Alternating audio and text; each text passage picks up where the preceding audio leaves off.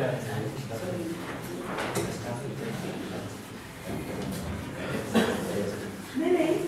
just to check, do I use one of these? That's what I got. Yeah. I got the other one. You've got another one? No, Alright. I forgot to talk about this one. That's alright.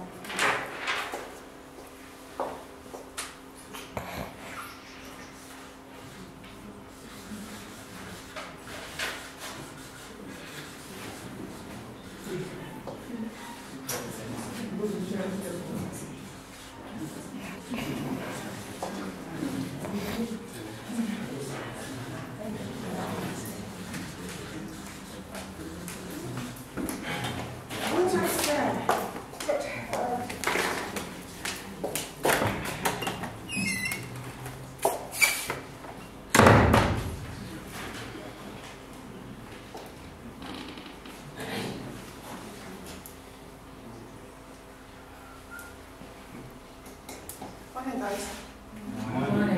This lesson is about the OPAC as an information retrieval tool in the library. But today we're going to mainly focus on how to retrieve books in the library. I'm sure we've all used a library and we know what a book looks like. But the question is, when you're searching for a book, what do you use? How do you search for a book? Personally, I don't know how to search for a book. Maybe you could help me by identifying the areas that you could search a book using. How would you search a book? Yes, I need to identify searching the author, the subject, or the text. Yes. And why is it important to identify a book by its specific author or by the title? Do you know that? How? Yes.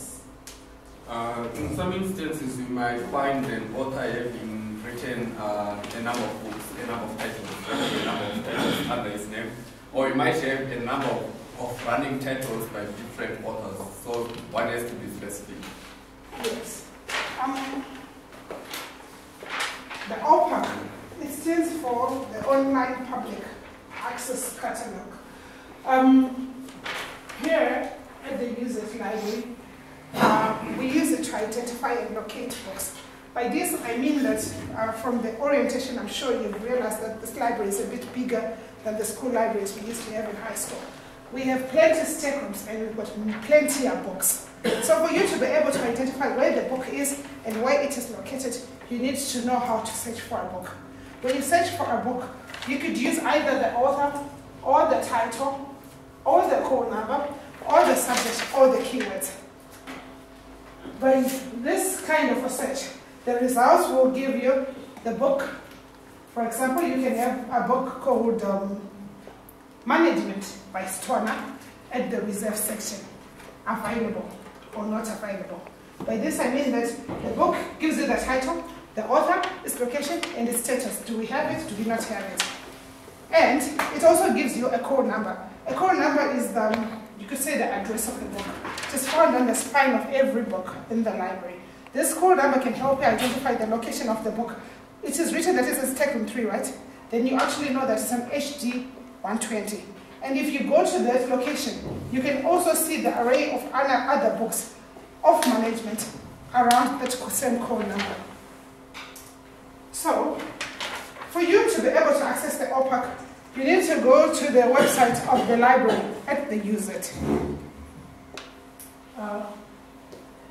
For example, you use it, you do the www.uset.ac.za/library and you search for the catalog. The website of the catalog should bring you out something like that, where you can click here. Sometimes if you think author, if there's an arrow, it means there's more. Every time you see the arrow, it means there's more.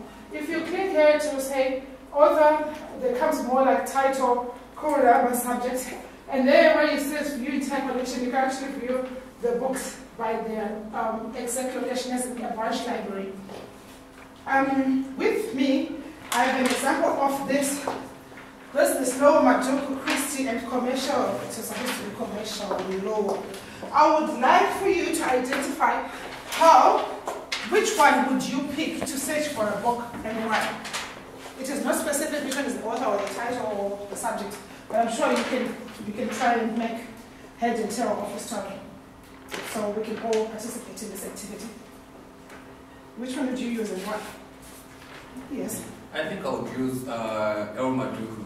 Why? Because with the other ones, business law is too broad. If it is the subject, then it is too broad for me. Then with Elma Duku, at least I have the author's details, full details. Chris, I'm not sure if it is the first name or the... It's Christian. So I would go with Christian Manduki. That's what I would use to search.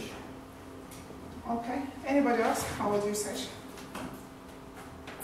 And that would be under the author access point. Okay. I would use business law, personally, because I think if I use business law, I can be able to see other books under business law, including those by Majoko and those by Christian. Yes. But you didn't contextualize your question, because you said, what am I supposed to, and we don't know what we are searching for.